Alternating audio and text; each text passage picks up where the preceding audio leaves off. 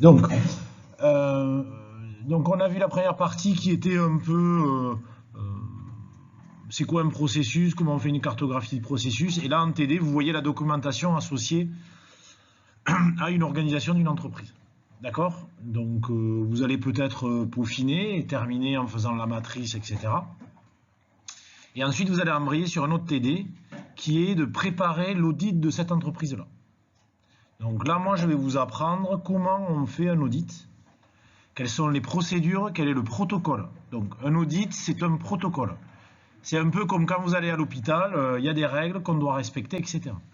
Alors nous, on se base sur un protocole qui est un audit associé à la certification ISO, mais selon ce que vous allez auditer par la suite, il faudra appliquer le même protocole. L'objectif de ce module-là, ce n'est pas de regarder le résultat de l'audit, c'est-à-dire est-ce que ce qui est fait est bien, pas bien, vous allez voir, d'évaluer ce que c'est qu'une non-conformité, les niveaux de non-conformité, etc. C'est pas ça, nous, ce qui nous intéresse, c'est la technique de l'audit. Dans la technique de l'audit, vous allez voir, il y a une partie préparatoire avant l'audit, donc ça, il faut que vous soyez en capacité de le maîtriser à la fois le jour du DS et le jour de la SAE. Et il y a une capacité d'animer un audit. Donc vous allez le voir. Donc durant les séances de TD, donc une fois que vous avez terminé le premier TD, la deuxième séance de TD, on va faire, donc vous allez voir, il y a ce qu'on appelle une réunion d'ouverture, une réunion de clôture, et on va faire des simulations. D'accord? Ces simulations, vous les ferez avec moi, et le jour de la SAE, ben, ça sera avec soit M. Gérelli ou M. Convesco, je ne sais plus exactement qui est là, sauf que eux, ils joueront le rôle de la direction et du directeur. D'accord? Et donc, voilà. Et nous, ce que l'on va vérifier, puisqu'il y aura le jour de la SAE 2 enseignants en même temps, c'est-à-dire un enseignant qui jouera le rôle de directeur et un autre enseignant qui va regarder ce que vous faites. Parce que l'enseignant qui joue le rôle de directeur, il jouera le rôle de directeur. L'autre enseignant, il va regarder que vous appliquez bien le protocole. Est-ce que vous avez des checklists? Est-ce que la formulation des questions, est-ce que vous les faites bien? Est-ce que vous êtes capable de vous présenter, etc. Ok? Et en fonction, vous serez évalué. Donc, définition de l'audit. Dans l'audit, dans le vocabulaire, dans la norme ISO 9000 version 2005, donc c'est un processus méthodique. Donc vous voyez, c'est ce que je vous disais, indépendant et documenté. Donc c'est pour ça que vous, quand vous allez devoir faire l'audit, vous allez regarder et faire des documents permettant d'obtenir des preuves d'audit. Donc on en parlera après, puisque l'objectif, ça va être de trouver des preuves. Alors des preuves, c'est des informations que l'entreprise va vous donner, qui va vous permettre de dire est-ce que je suis conforme ou pas conforme au référentiel. Et le référentiel, c'est ce qu'on appelle les critères d'audit. Les critères d'audit, ce sont les différents chapitres de la norme. Ok ? Donc, l'audit se base sur des critères, les politiques, les procédures, exigences, les preuves d'audit. Donc, les critères, c'est l'audit. Les preuves, ça va être les enregistrements, les énoncés de faits ou d'autres, les informations pertinentes pour les critères d'audit. Alors, je tiens à préciser que le vocabulaire que j'emploie est bien particulier. Vous allez devoir appliquer le même vocabulaire. C'est-à-dire, s'il y en a un qui me dit le truc, il a dans l'ISO à tel bidule endroit, non, ça n'ira pas. D'accord? Donc, il faut vraiment que vous appliquiez le vocabulaire. Donc, que ce soit les preuves d'audit, vous voyez, un enregistrement. Donc, c'est quand vous allez restituer au directeur, puisqu'il va falloir que vous le fassiez sur une demi-journée, c'est-à-dire l'audit. Le matin, vous allez vous présenter. Durant la matinée, vous allez faire votre enquête. Et en fin de matinée, vous allez restituer auprès du directeur. Et il va falloir que vous disiez, selon les telles preuves d'audit, nous, on considère que vous respectez ou pas tel critère de la norme, etc. Et ça, il faudra le faire dans la matinée. Vous n'aurez pas 6 mois pour le faire. Vous allez le voir, c'est dans les règles de l'audit. Un bon audit, vous devez donner les conclusions de l'audit quand on fait un audit de certification, c'est dans la semaine. Moi, j'ai fait des audits, j'allais visiter des établissements d'enseignement supérieur, je donnais les résultats dans la semaine. Parce que sinon, c'est votre crédibilité. D'accord? Et alors, si demain vous devenez auditeur, c'est contractuel. Vous aurez une semaine pour le remettre. Ou 15 jours, après ça dépend de la taille de l'entreprise. Mais en tout cas, vous attendez pas 6 mois, sinon ça n'a pas de sens. Le but de l'audit est de permettre l'amélioration continue, c'est-à-dire de permettre à l'entreprise d'avoir un regard extérieur pour pouvoir s'améliorer. Alors pourquoi l'audit? Ben, vous voyez, c'est ce que je disais. Donc, alors pour fournir régulièrement le produit conforme, pour s'assurer que les dispositions prévues et leurs pratiques permettent d'accroître la satisfaction, et ce que je disais donc, pour contribuer à l'amélioration et à l'efficacité des activités. Et pour vérifier la maîtrise des méthodes et des compétences et les moyens mis en œuvre. Donc c'est à la fois un outil de surveillance et de vérification et aussi d'amélioration, puisque dans les conclusions d'un audit, ce qui est intéressant, c'est aussi que l'auditeur apporte des pistes d'amélioration. D'accord? Il ne faut pas que ça soit le gendarme ou le policier. D'accord? Que le policier, il ne va pas vous dire, bon, des fois ils le font, mais le policier, s'il vous dit, ben, vous n'avez pas la carte grise, il ne va pas vous expliquer comment faire en sorte que vous ayez votre carte grise dans la voiture, quoi. Il vous met un manche et puis c'est terminé. On est bien d'accord.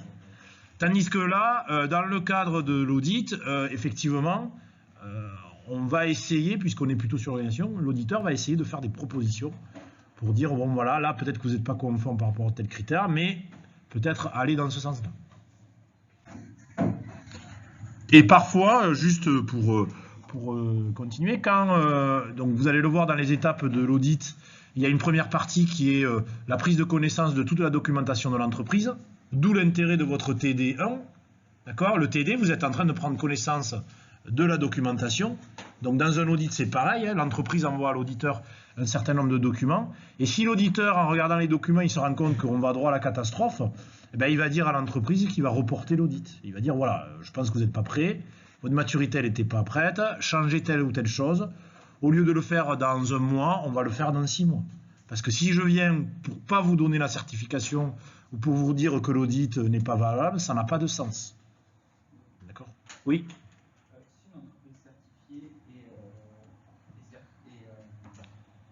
certifiée et qu'elle se fait auditer, mais qu'on la relève comme pas conforme, est-ce qu'il y a un délai pour que ça soit en conformité? C'est ce que je viens de dire. C'est-à-dire que souvent, on ne va pas procéder comme ça.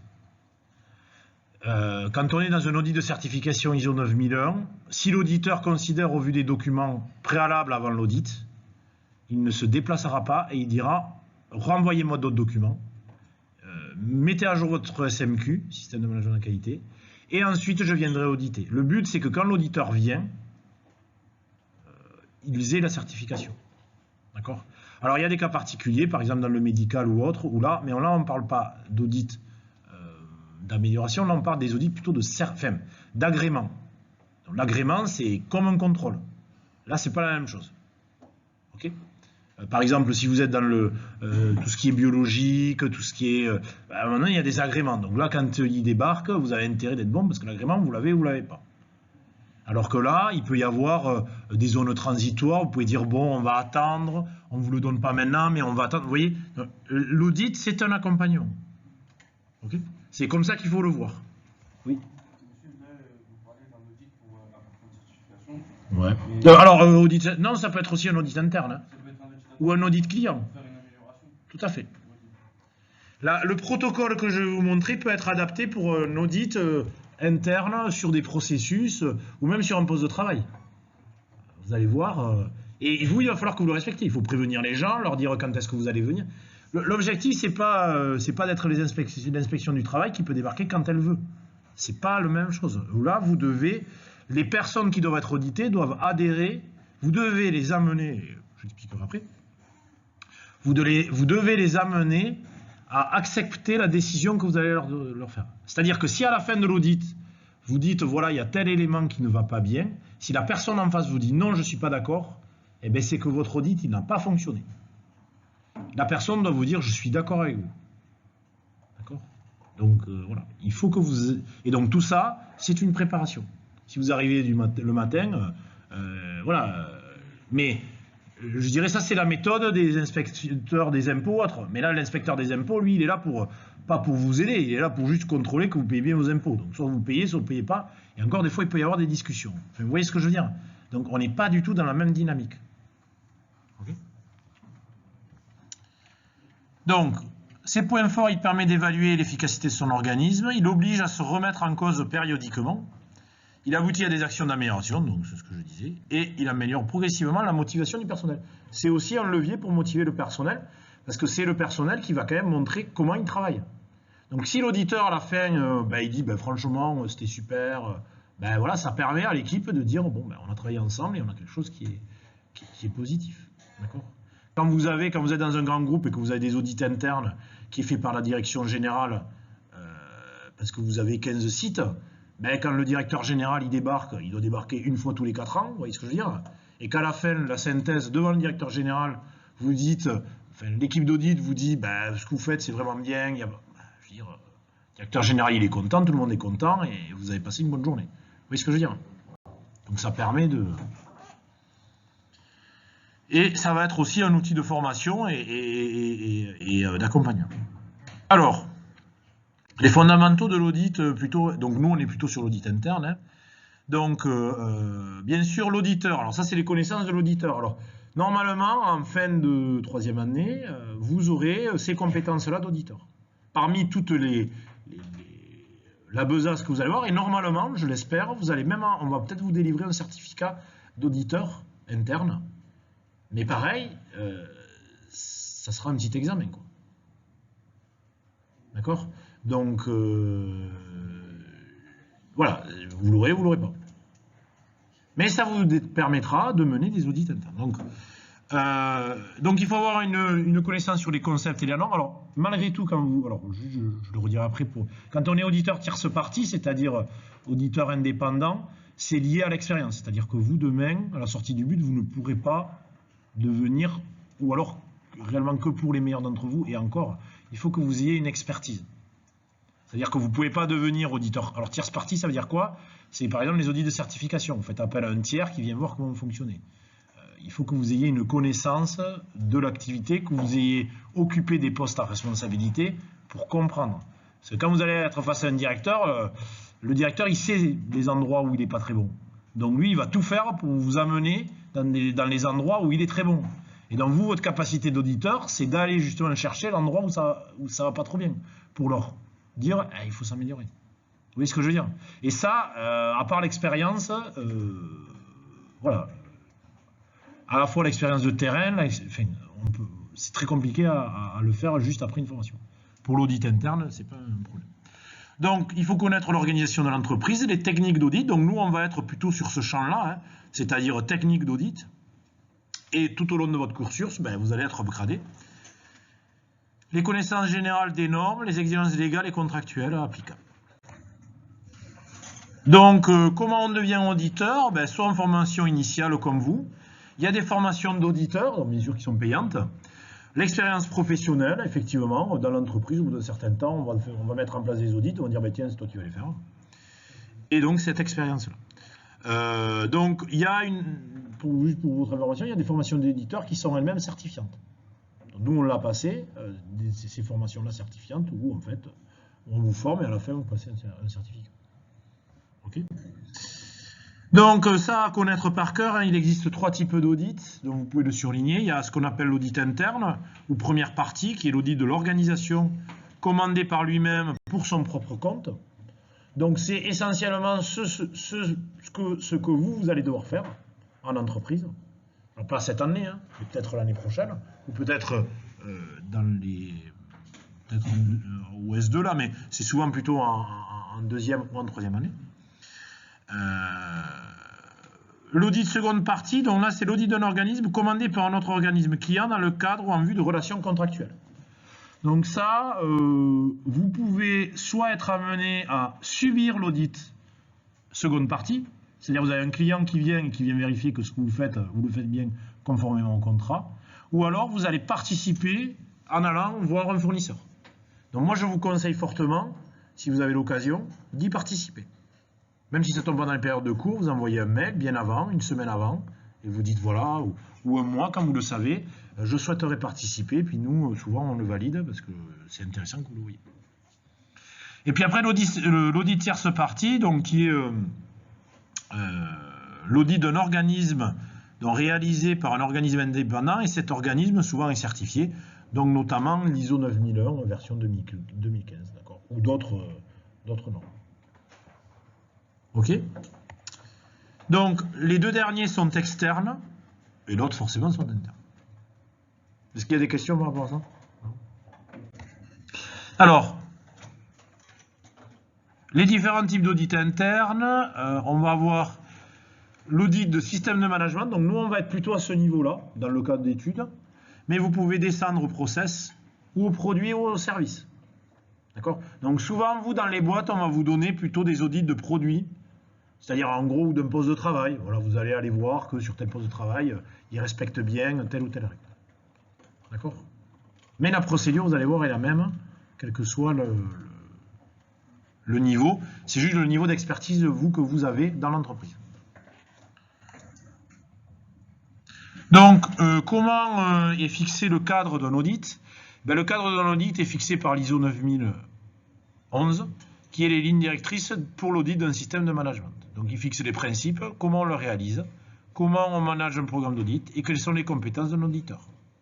Cette norme ne donne pas lieu à une certification, d'accord? C'est juste des lignes directrices. Elle vous explique comment faire. Alors, en gros, si vous voulez, le cours qu'il y a là, c'est une traduction de la norme. Okay, parce que si on vous donnait la norme, déjà qu'après le cours, des fois, vous nagez, là, là vous coulez, quoi. D'accord? Donc, nous, ce qu'on fait, notre travail, c'est de vulgariser, en fait. Ok? Enfin, on espère qu'on vulgarise, après. Vous me direz à la fin. Donc, le principe de l'audit. Donc, ça, c'est important. Alors, je tiens à vous préciser que dans le cadre des simulations, on va vérifier si vous avez une présentation impartiale, si vous avez une certaine déontologie, si vous avez une conscience professionnelle. Donc, durant l'entretien, le directeur, donc l'enseignant, va essayer de vous corrompre. Je vous le dis clairement. Donc, on verra si vous êtes en capacité de résister à ça. D'accord? Donc, il va, par exemple, vous dire quelles sont les personnes dans l'entreprise qui travaillent mal.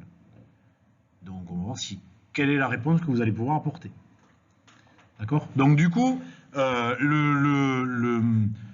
principe de l'audit, c'est la déontologie, donc la présentation impartiale, la conscience professionnelle, la confidentialité, l'indépendance, l'approche fondée sur la preuve. D'accord? Donc, ce n'est pas des ressentis que vous devez avoir, c'est des éléments de preuve. Et donc, c'est ça parfois qui est compliqué à avoir. Donc, la déontologie, c'est l'honnêteté, la responsabilité, c'est-à-dire que vous devez être sensible à toute influence. Enfin, en tout cas, vous devez être insensible à toute influence de la part des éléments. Donc, voilà le comportement de l'auditeur: intègre, diplomate, observateur, perspicace, polyvalent, tenace, capable de décision, autonome. Okay. C'est ce que doit avoir le personnel qui fait l'audit. Bon, là maintenant, on va voir les étapes pour faire l'audit. Donc là, pareil, je vous le dis, ça c'est à connaître par cœur et à maîtriser. Donc l'idée, c'est que durant le TD, on va le répéter à plusieurs reprises. Alors, comme toute démarche, on est basé sur un concept d'amélioration. Donc nous, pour l'illustrer, on a pris donc le PDCA, dans le plan de check-out. Donc la première étape va être de planifier, c'est ce qu'on appelle la phase de préparation. Donc en TD, c'est ce que vous allez faire, on va faire la phase de préparation. La phase 2 est la conduite de l'audit. La phase 3, le rapport de l'audit.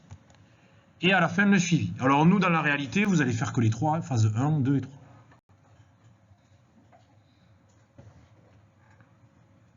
La phase 1 consiste à faire la préparation, à savoir le mandatement, la revue documentaire, le plan d'audit et le guide d'entretien.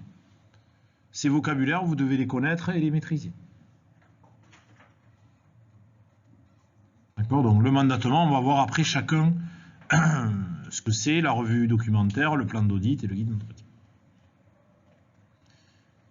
Et donc, vous devez fournir à l'entreprise le plan d'audit et le guide d'entretien. Donc en gros, c'est vous envoyez un mail en disant voilà le jour J, ce qu'on va faire, comment on va s'y prendre, etc. Donc le mandat, ça comprend pourquoi on vient faire l'audit, quels sont les champs, l'activité, le métier, le produit, la fonction, les services. Quel est le référentiel? Quels sont les critères d'audit? Et quelles sont les modalités en termes d'organisation, logistique, l'équipe d'audit, la durée, les dates et les lieux? Donc ça, vous notez, il faudra que vous envoyiez un mail dans ce sens-là pour dire voilà comment je m'organise.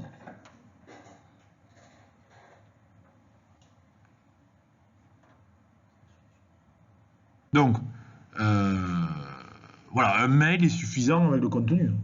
Quand je dis, on utilise le vocabulaire, après, voilà, il ne faut pas en faire des tonnes non plus, c'est juste qu'il faut retrouver précisément. Ensuite, dans la préparation, vous allez faire la revue documentaire. Donc la revue documentaire, c'est ce que vous êtes en train de faire là.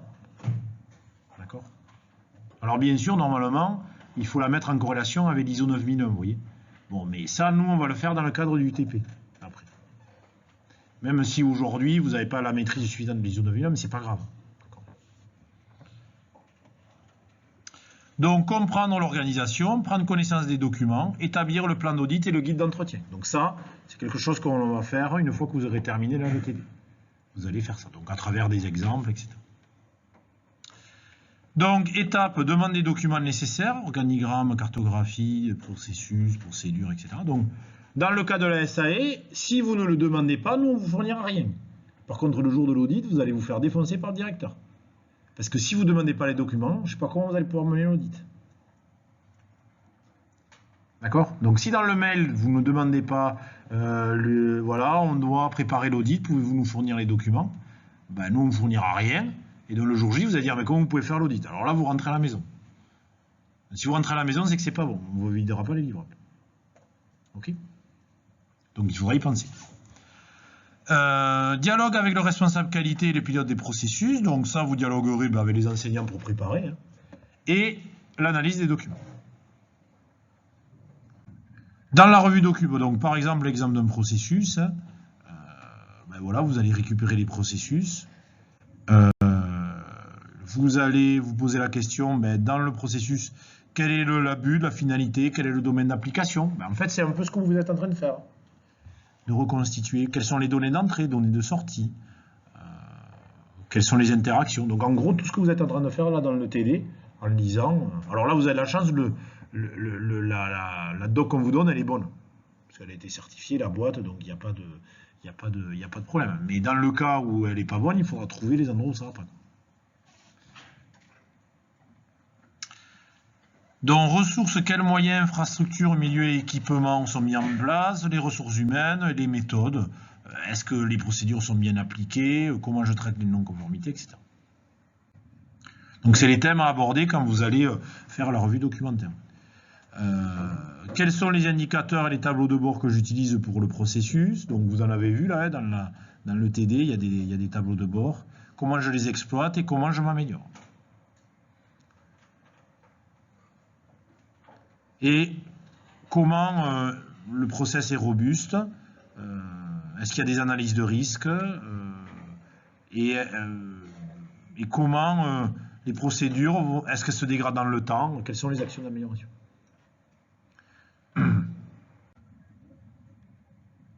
Donc là, on était sur la partie processus. Quand vous allez avoir des procédures, donc c'est le niveau en dessous, ben, est-ce qu'il y a des étapes? Quels sont les acteurs? Quels sont les moyens utilisés? Et quels sont les points à vérifier? D'accord? Étapes, acteurs, moyens. Donc en synthèse, la revue documentaire, c'est quoi? C'est une analyse du processus, des procédures. Ben, s'il y a un manuel qualité, on lit le manuel qualité, quoi. D'accord? Donc vous, dans votre cas, il y en a un, mais ce n'est pas forcément obligatoire. Et à partir de là, on va regrouper les points à vérifier. Donc si on ne comprend pas des choses, ça va être lors de l'audit qu'on va poser des questions.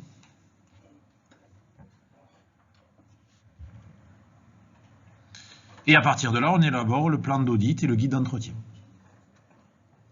Donc je répète, on récupère les documents de la boîte, on les regarde, on essaie de les comprendre, et à partir de là, on définit un plan d'audit. Oui. Non, c'est pas obligatoire par la norme.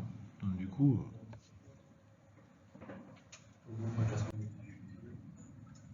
Non, maintenant le plan d'audit.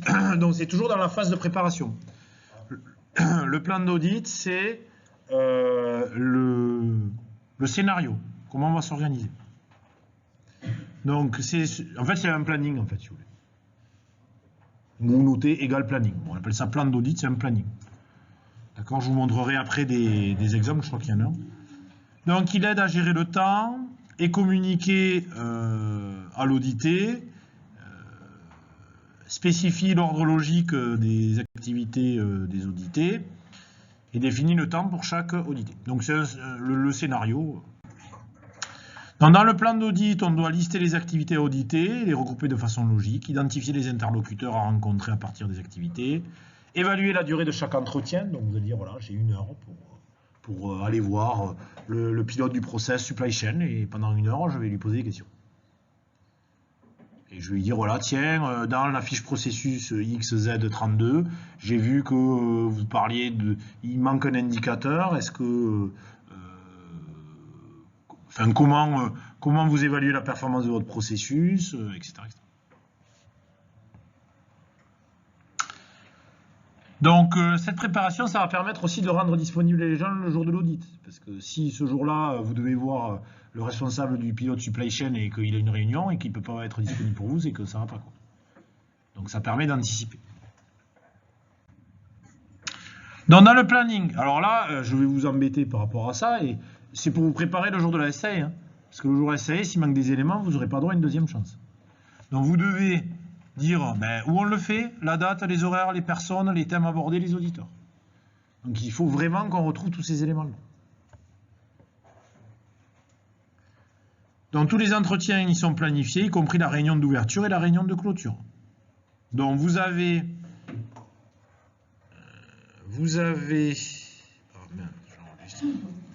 dans les documents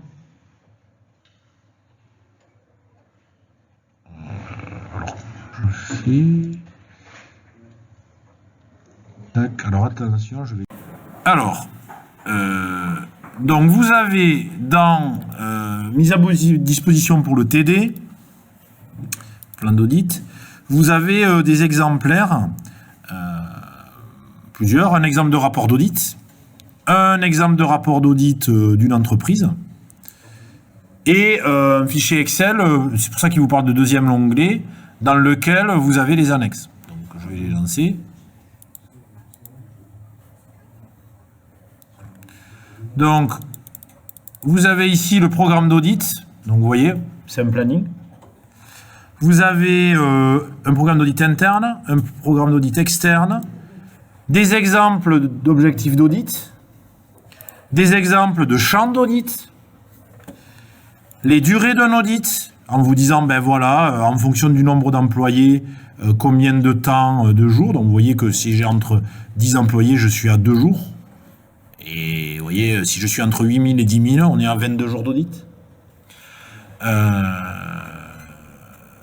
Donc on vous dit, on vous donne les durées de l'étalonnage d'une entreprise de taille moyenne, etc. Vous avez un exemple de plan d'audit, première partie. Vous avez un autre modèle de plan. Alors moi, je vous le dis, je vous le conseille. C'est celui-là que je veux que vous me fassiez. On en rediscutera. Parce que celui-là, il est mieux. Enfin, je trouve qu'il est mieux.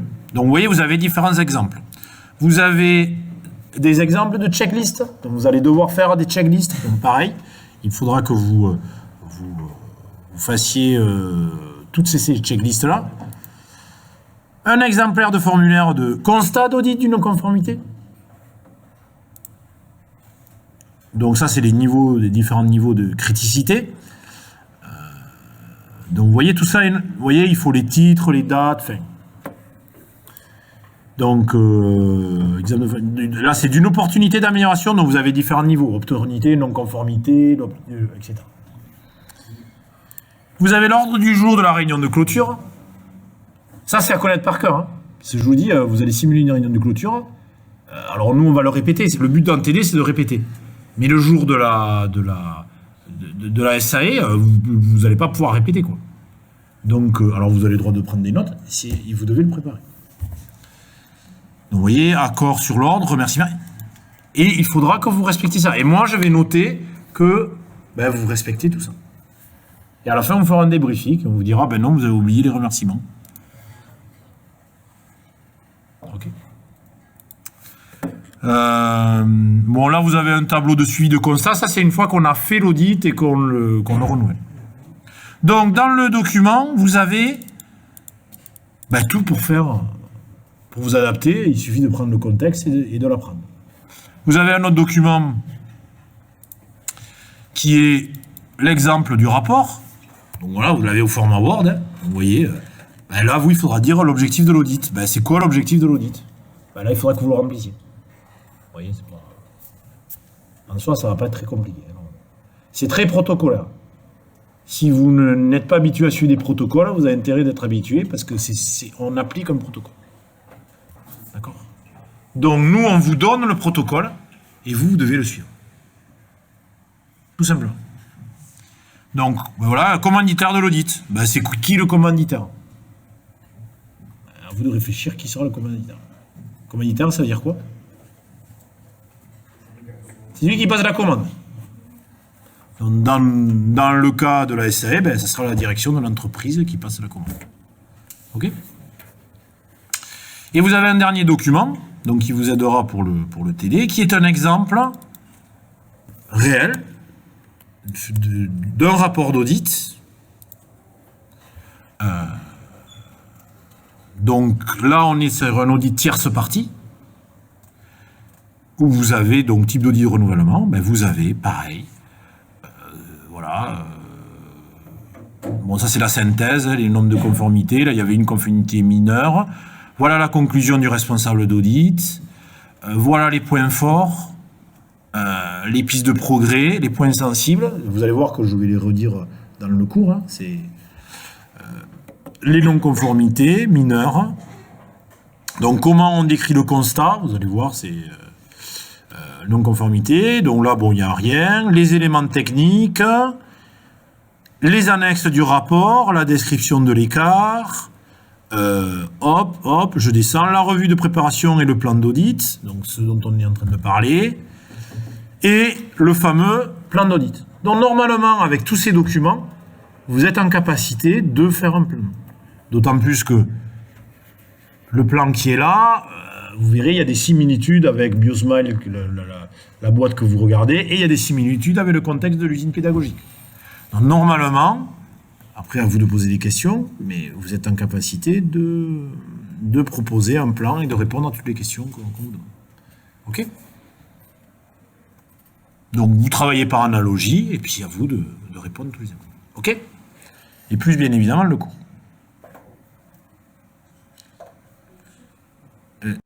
Donc tous ces documents que j'ai présentés, vous les avez sur eCampus. C'est pour l'enregistrement. Donc sur eCampus, vous avez tous les documents que je vous ai présentés. OK? Ça marche?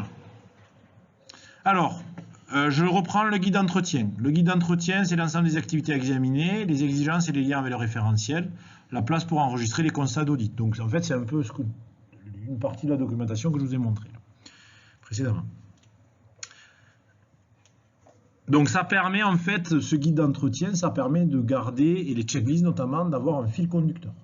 Alors pareil, les checklists, vous avez vu, les checklists, c'est un tableau où il y a des questions, etc. Le jour J, il va falloir que vous ayez un stylo. D'accord? Parce que si vous n'avez pas de stylo, je ne sais pas comment vous allez noter. Il va falloir que vous soyez bien habillé. C'est un auditeur, par respect, voilà. Si vous arrivez habillé n'importe comment, d'accord? Il faudra, alors là j'ai pas de feuille, mais il faudra un support pour tenir la feuille. C'est si vous arrivez avec une feuille qui se balade, votre feuille là, pouf, elle tombe, vous êtes ridicule. Si vous écrivez sur le dos de votre camarade, vous allez voir comment je vais vous exploser. C'est ridicule. Vous imaginez dans une boîte, vous allez dire, ah, tourne-toi, je t'écris sur le dos là. Ouais, c'est ridicule, mais sauf que je l'ai déjà vu. Donc tout ce que je vous dis là, c'est vrai. C'est pas des trucs faux. D'accord? Donc faites attention. On essaie de simuler ce qui pourrait se passer en entreprise. Dans le guide d'entretien, c'est une investigation, donc je le rappelle, de l'audit, utiliser systématiquement le principe du PDA. Donc je planifie, je parle du processus, j'essaie de d'appliquer les dispositions prévues. Je regarde comment c'est mesuré et les actions d'amélioration. Donc en gros, si je dois par exemple auditer le processus assurance qualité fournisseur, ben, je vais rechercher les procédures, sélectionner les fournisseurs, les listes des fournisseurs, les contrats, donc j'essaie de trouver ça. Je me pose la question, mais comment ces performances sont suivies?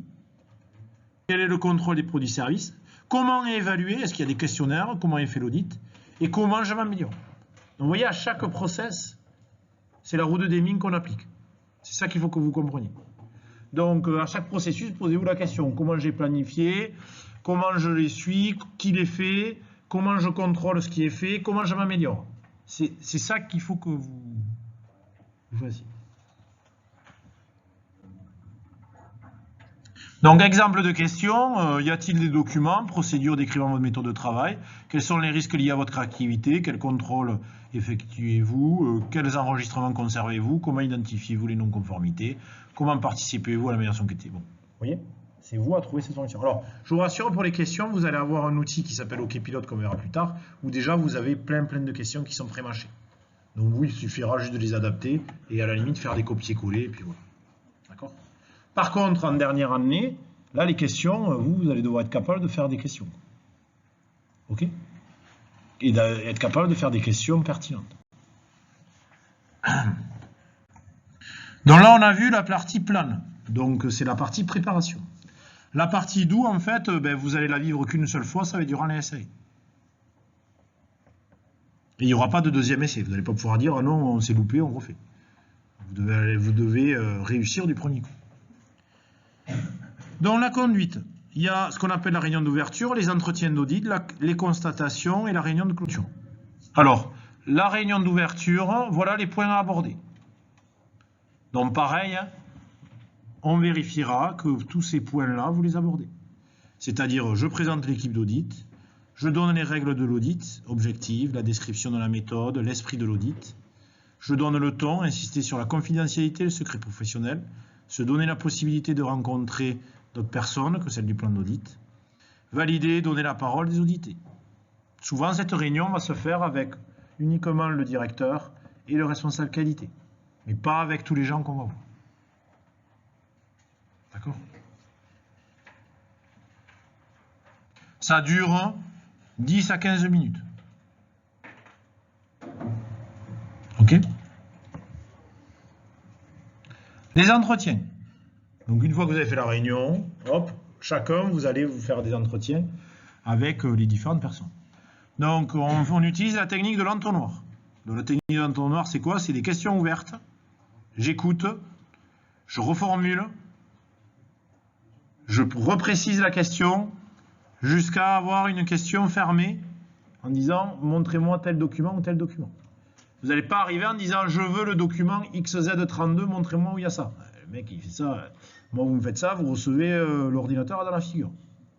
D'accord? Donc d'abord vous présentez, voilà, qu'est-ce que vous faites, quelles sont les activités que vous menez, ok, ah tiens, ah oui d'accord, vous faites aussi du contrôle, ok, le contrôle comment vous le faites, très bien, ah, vous pouvez me montrer un enregistrement, ah c'est quoi l'enregistrement? Ben, c'est l'endroit où vous notez les valeurs de contrôle, ok, vous pouvez me le montrer, très bien, vous le montrez, très bien, parfait.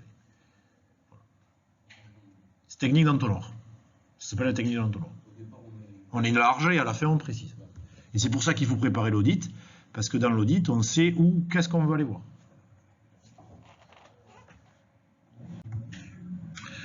Dans les entretiens, l'auditeur doit être bienveillant, doit avoir une neutralité, une polyvalence et une communication, bon, on dira non verbale. Alors là on va voir.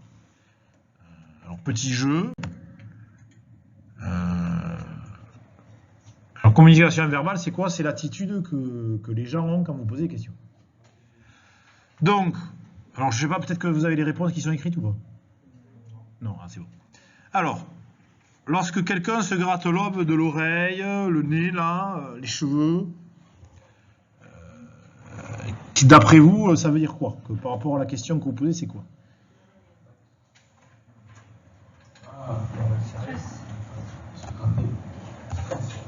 Que quelque chose l'ennuie, qu'il ne sait pas comment trop vous répondre. C'est pour ça que, en fait, quand on vous voit à vous, enfin moi à titre personnel, il n'y a pas forcément. Il me suffit d'une question pour savoir ce que vous me dites. Hein. J'ai même pas besoin de la réponse en fait. D'accord? Oui, non mais ça se. Enfin, vous voyez ce que je veux dire? Donc, vous voyez, quand vous nous racontez des gros bobards, bon, c'est comme vos parents, quoi. Si vous connaissez bien, il suffit que vous regardiez un peu à côté, vous savez très bien que vous. D'accord? Mais ça, c'est avec l'expérience qu'on l'acquis. Hein. D'accord? On est d'accord? Alors vous verrez, on va caricaturer des fois des choses. Bon, souvent, vous vous en rendez pas compte parce que vous avez la pression et le stress, etc. Mais c'est pas grave. Après, on vous débriefe avec vous, on vous dit, vous voyez là, le directeur, à un moment donné, il a dit ça. Et vous auriez dû déceler que, en fait, c'était un gros bobard qui vous disait, quoi. Okay. Manipuler un objet, lunettes, stylo. Alors, ça veut dire quoi, d'après vous? Alors, sentiment que la situation ne tourne pas rond, c'est plutôt l'agacement. Vous voyez, un collègue parle, l'autre, il ne peut pas l'enquêter, il fait ça. Oui. Agressivité, impatience. Ça, vous, en réunion, vous pouvez le constater des fois. Il y en a un qui parle, il y en a un autre, il est là. Et en gros, on dit, mais quel abruti celui-là, je peux pas le voir. Oui. En fait, c'est ce qu'il pense. Hein. Mais ça se voit. Frotter les cuisses, les jambes, la paume de la main. Pardon? Donc ça, c'est le contentement de soi.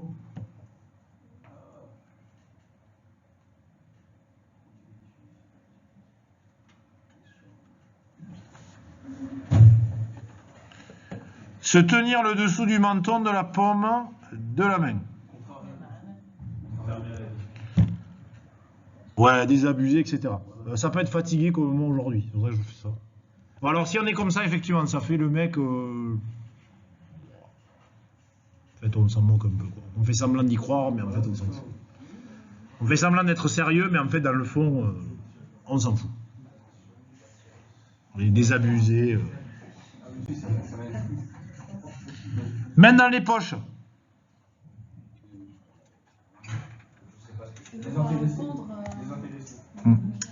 Décontraction, repli sur ça, dissimulation. Alors ça, c'est le truc typique chez vous. Main dans les poches, en fait, vous êtes décontracté, mais en fait, au fond, vous dissimulez, quoi. Vous dites...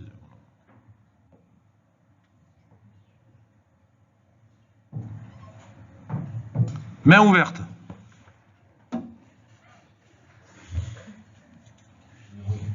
Ça, c'est des traits d'étudiants. Mais ce que vous avez fait, c'est nul. Vous n'avez rien compris. Fatalité.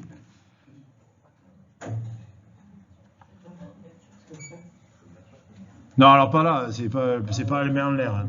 C'est les mains comme ça. Mains en l'air, là, c'est la police. Non, comme ça. Vous posez une question, le bonhomme il dit ouais non mais je savais pas, j'étais pas au courant.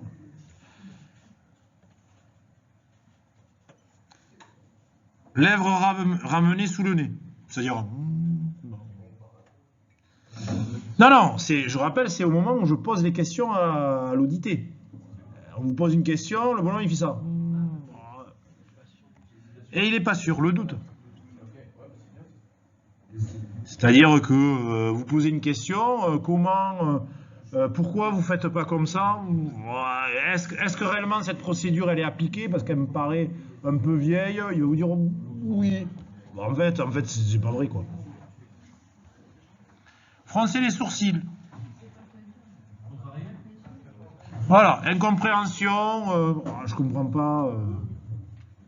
Voilà, par exemple, je sais pas, l'auditeur, il dit, voilà, dans les documents que j'ai reçus, j'ai vu ce document-là. Vous voyez, imaginez une vieille photocopie qui date des années 90. Vous dites, il y a ce document-là, c'est bien. Ben, l'auditeur, il va dire, mais pourquoi vous avez vu ce document?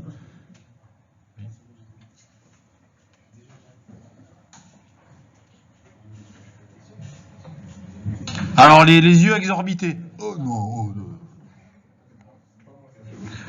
Stupeur, indignation, surprise. Ah si, ça peut arriver à n'importe qui, puisque c'est l'auditeur qui mène la danse. Donc c'est l'auditeur qui... Là, je vous précise, hein, c'est les symptômes de l'audité. C'est-à-dire que quand vous posez des questions, c'est comment réagit l'audité. Donc, même vous, hein, si l'auditeur il est bon, il peut vous mettre dans ce genre de situation. Vous voyez ce que je veux dire? Et donc, vous allez poser une question et ça va déclencher chez l'audité une réaction. Et c'est cette réaction-là qui va vous aider à juger la réponse qu'il vous donne. Parce qu'il peut très bien réagir comme ça et vous dire tout va très bien, etc. Et là, vous allez dire non, il y a un truc qui ne va pas. C'est bon, vous avez noté? C'est bon? Dans le questionnement, les types de questions: questions ouvertes, questions directes, QCP, reformulation, questions silencieuses, questions naïves. Alors n'hésitez pas à poser des questions bêtes. Hein. Vous posez une question, vous laissez un blanc. Vous posez une question et vous laissez un blanc. Typiquement, lors des soutenances, on risque de vous poser une question, vous répondez et on ne dit rien. Et vous allez voir comment c'est déstabilisant. Mais ça, vous pouvez le faire. Hein. L'auditeur peut aussi, quand vous sentez que le bonhomme ou la personne ne veut pas trop vous dire les choses, vous avez le droit de la déstabiliser. Oui. Question naïve. Voilà. Donc question naïve, c'est une question bête. Hein. Alors souvent, ça c'est bien pour le faire, pour donner confiance à l'audité. Vous posez une question un peu bête au début, comme ça il dit oh, l'auditeur il comprend rien. Et du coup il vous fait un peu confiance et après c'est là où vous pouvez aller un peu plus en profondeur. Parce que si dès le début vous faites des questions trop précises, trop pointueuses ou même dérangeantes, l'audité il se ferme, il vous dira rien. Et s'il vous dit rien, ça sert à rien.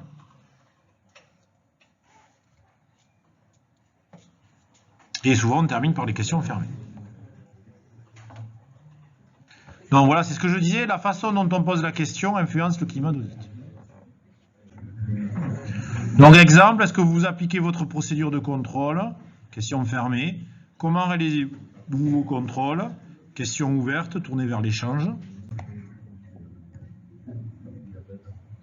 Et donc c'est ce que je vous disais, c'est la technique de l'entonnoir. Question ouverte, reformulation, question à choix multiples et question fermée. C'est bon? N'oubliez pas que quand vous faites le constat, vous devez le signaler. C'est-à-dire vous devez signaler à la personne, là vous n'êtes pas sur le droit chemin. Par rapport à l'ISO, par rapport à tel critère d'audit, ça ne va pas. D'accord? Oui. Le constat, c'est au moment. Ouais, alors c'est pour ça que vous allez être incapable de le faire, mais c'est pas grave. On ne juge pas ça, moi je juge sur la technique.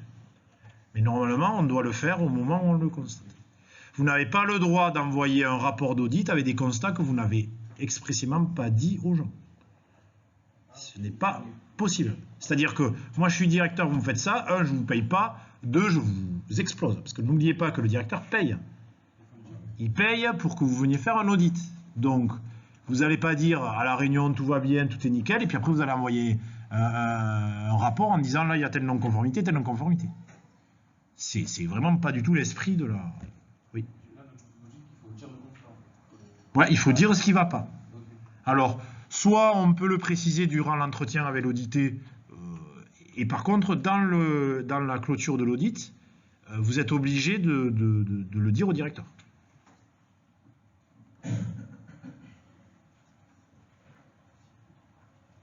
Ok ?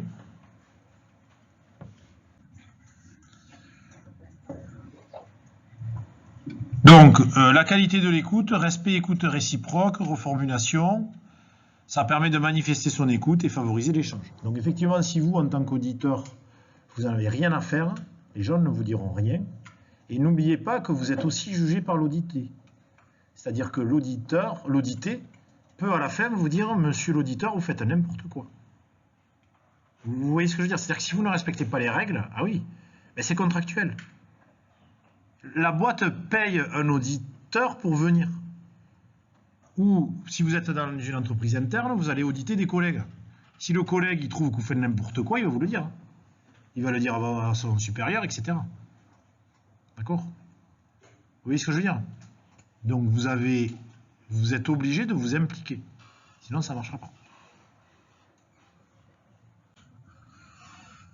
Dans les entretiens, l'observation, dans les activités, les documents, les conditions d'environnement et les enregistrements. Donc l'idée, c'est de savoir quoi chercher.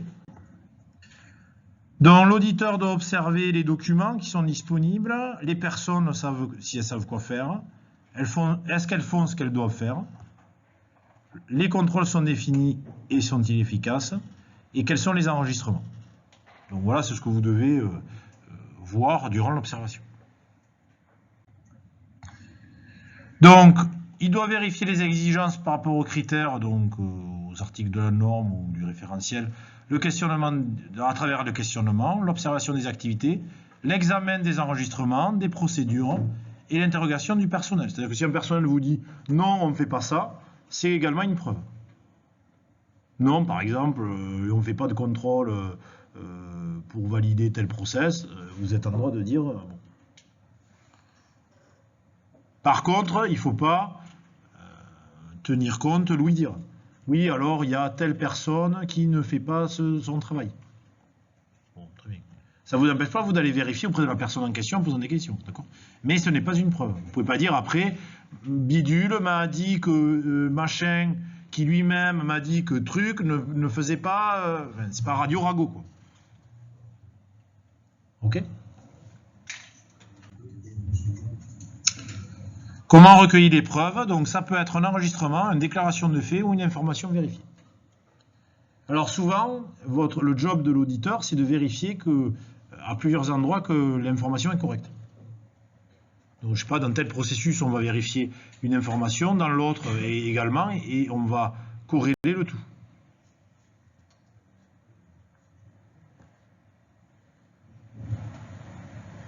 Ok?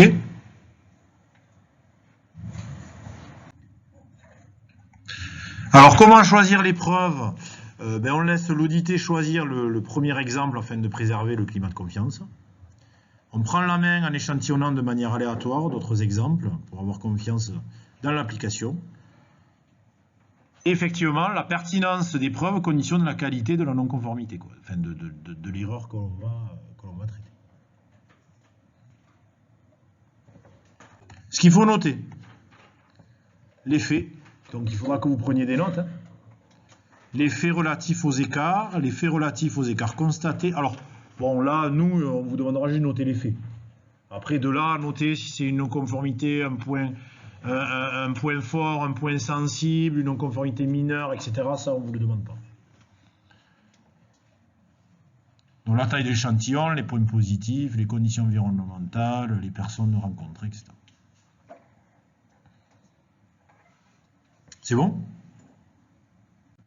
Donc voilà les constats que l'on peut avoir. Donc PF c'est point fort, PP vous notez piste de progrès, PS point sensible, NC mine, non de conformité mine, et après c'est quoi? C'est NC max? Vous avez combien à ma tête? Je ne vois pas. Mage, donc c'est le maximum, quoi. C'est les critiques, d'accord? Oui. PP, piste de progrès.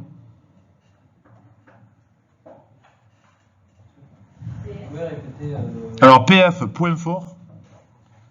Donc là on est plutôt dans les pistes d'amélioration. Point fort.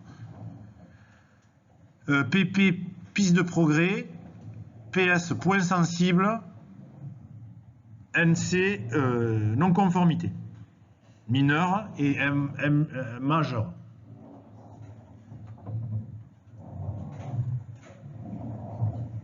C'est bon, vous avez noté?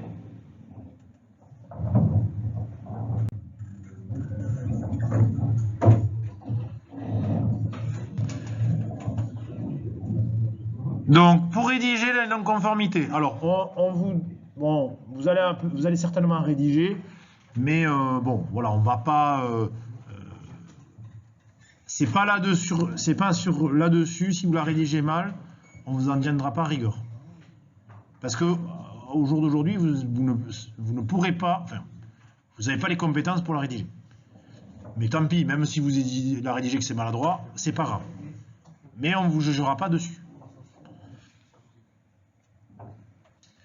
Donc, la constatation de l'audit, donc souvent, donc, la libellation de la non-conformité doit aider à la comprendre, fournir des faits, permettre de déclencher une action corrective.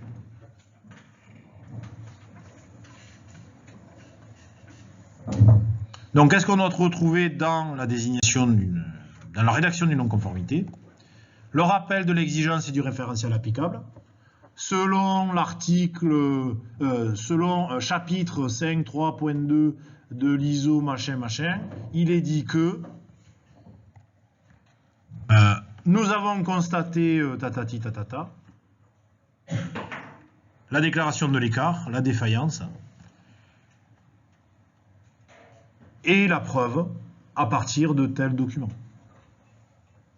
D'accord? Donc c'est le référentiel, quel est l'écart, la preuve.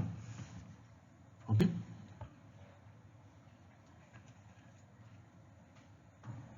Donc bien évidemment, la compréhension de la non-conformité dépend de la validation de la mise en œuvre de l'action qui va en découler. Et la référence au risque.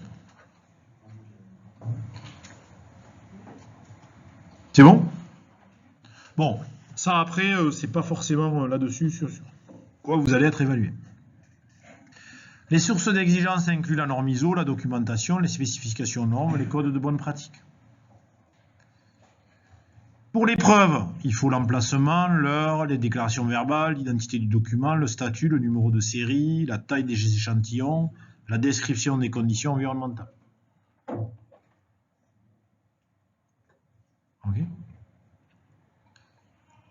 Exemple, la constatation, les équipements de surveillance et de mesure utilisés pour le contrôle final avant la libération au client ne font pas l'objet de vérification périodique interne ou externe.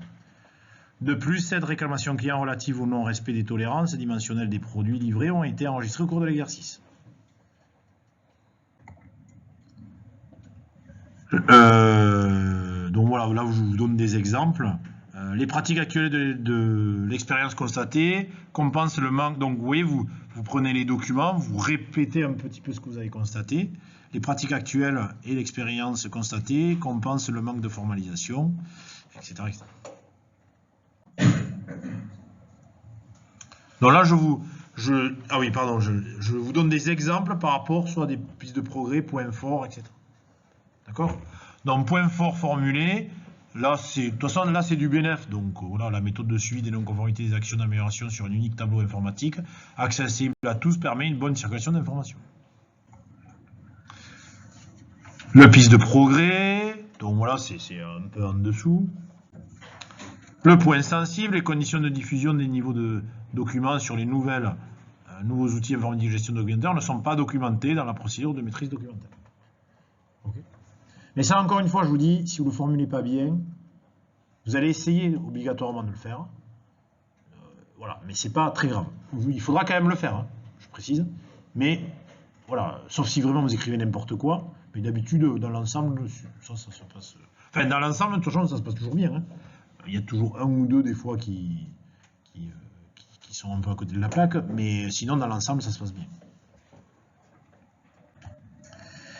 Maintenant, la clôture de l'audit. C'est ce qu'on appelle la réunion de clôture. Donc, la réunion de clôture, c'est quoi? C'est des remerciements. Le rappel de l'objectif du domaine d'application et du référentiel d'audit. Les points forts, les pistes de progrès, les points sensibles et non-conformité. La gestion des éventuels conflits. Les points non vus. La conclusion, le rapport avec le délai d'envoi et les questions et les commentaires éventuels. Donc tout ça, vous allez devoir le faire. Ok? Il s'ensuit le rapport, qui reprend tout ce qu'on a dit dans la réunion de clôture. D'accord? Alors, qu'est-ce qu'on retrouve dans le rapport? Donc, je vous ai montré tout à l'heure des exemples de rapports. Il permet d'orienter le déclenchement des actions correctives, de rendre compte aux commanditaires des résultats de l'audit, de prendre en compte les résultats d'audit en revue de direction. Il doit être pertinent, cohérent, complet, précis, remis dans les délais. Donc vous aurez, juste pour vous dire, l'audit, vous aurez de mémoire 2 jours et demi, je crois, ou 2 jours. Non, 2 jours et demi. Donc le rapport devra être remis le dernier jour. Donc l'audit, vous allez le faire par exemple, vous avez 2 jours et demi. D'accord? L'audit, souvent, vous le faites l'avant-dernière demi-journée. Donc, d'accord, vous comprenez ce que je dis? Donc, vous faites l'audit réellement, vous aurez l'après-midi pour faire le rapport. Et donc, les 1 jour et demi avant, c'est pour préparer l'audit. Ok? C'est-à-dire des checklists, des questions, etc. Puisque vous allez travailler en moitié groupe, hein, il faudra vous répartir tout ça. Ok? Par contre, il faudra que je ne sais pas si ça tombe un vendredi, le vendredi à 17 h, ça soit envoyé par mail, etc.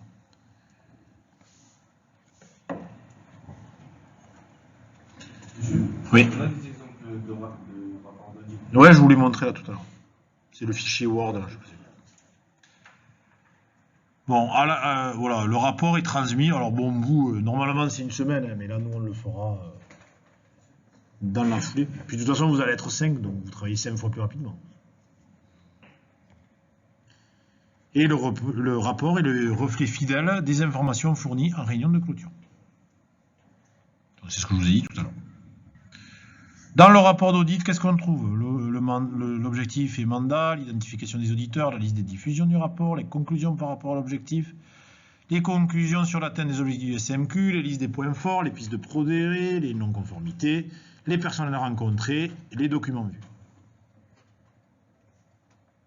C'est ce qui va permettre la traçabilité des actions d'amélioration au fur et à mesure du temps. D'accord. Donc le rapport est hyper important. C'est la trace qu'on est bien passé. Le suivi, donc ça, effectivement, vous ne le ferez pas. Eh bien, en fait, c'est les définitions des mises en œuvre des actions correctives et la suivi de l'efficacité des actions correctives.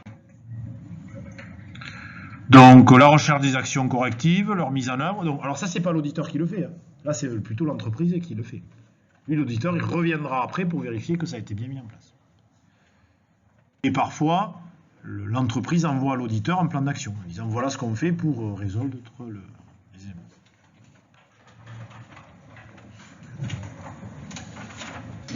Ouais, mais voilà, c'est ce que je disais, la validation des actions proposées peut être dans la responsabilité des auditeurs.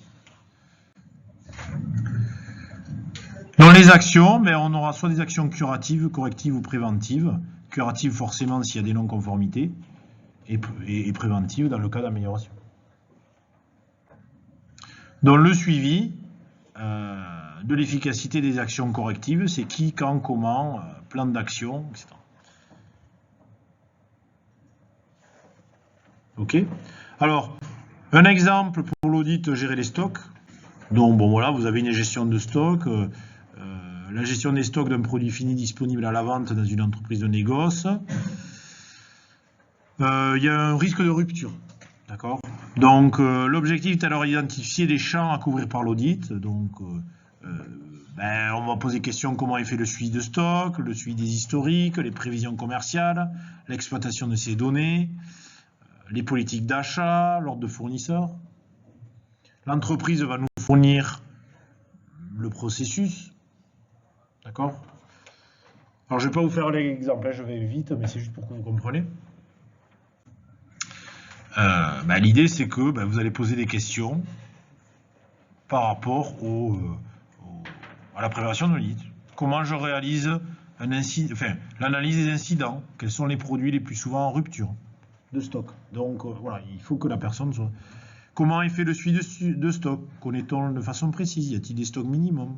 Le suivi des historiques de consommation. Donc, vous comprenez bien que si vous n'avez pas d'expérience dans le domaine, c'est compliqué. Quelles sont les prévisions commerciales? Comment se font les besoins de réapprovisionnement? Comment je passe les commandes? Est-ce que j'utilise un FIFO? Etc. Okay. Et à partir de là, vous allez pouvoir vous donner une idée de comment ça fonctionne. Ça marche? Donc en synthèse, vous avez un élément qui reprend l'intégralité de tout ce que je vous ai dit. C'est votre fiche mémo en fait. D'abord, je dois préparer l'audit. Ça, c'est pendant l'audit, réunion d'ouverture et les conduites des entretiens. Et les conduites d'entretien doivent se faire sous forme du PDCA. D'accord, ce que l'on disait tout à l'heure. Et la réunion de clôture. Donc tout ça, c'est durant la période de l'entretien. D'accord? Et à la fin, le rapport d'audit. Donc ça, c'est la synthèse de tout ce que j'ai dit précédemment. Et c'est ça qu'il faut que vous connaissiez par cœur. Le jour du DS, je vais vous dire, bon, c'est quoi les étapes, comment on mène, qu'est-ce qu'on fait, etc. Ok? Il n'y aura pas de droit au support de cours. Ça roule? Vous l'avez ou pas ce document? Ah, parce que c'est à vous de le faire peut-être. Bon, sinon, il y a la version prof hein, sur eCampus. Ah oui, notez-le. Ben alors du coup, vous allez le noter par là. Ben, je vais vous le laisser noter. Et à la fin, juste pour vous dire, dans le slide suivant, vous allez voir, les qualités d'un auditeur, c'est d'être impeccable. Ça, vous l'avez. Ben, vous le prenez en note là. Vous le prenez en note et puis voilà. Ok? Alors pourquoi je vous le fais prendre en note? Parce que c'est important que vous le sachiez. Donc je vous laisse et je coupe mon magnifique enregistrement.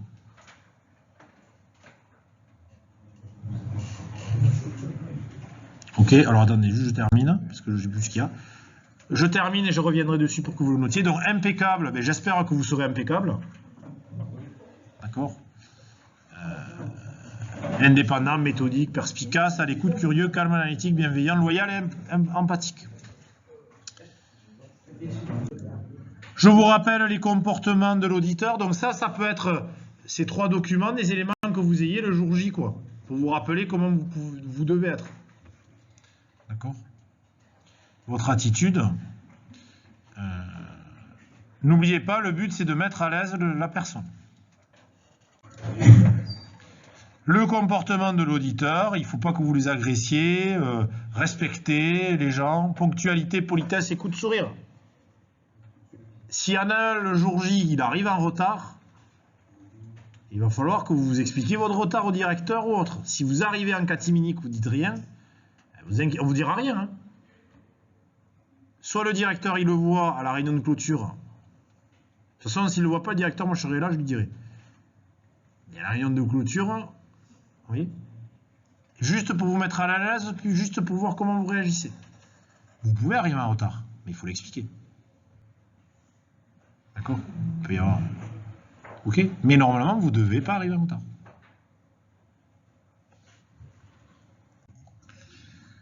Bon, là, je vous ai mis des documents complémentaires. Hein, voilà. Le processus de certification, ah oui, c'est important, ça. Vous avez un audit initial et puis le certificat qui est valable pendant 3 ans et puis après des audits de suivi qui sont faits tous les ans. D'accord?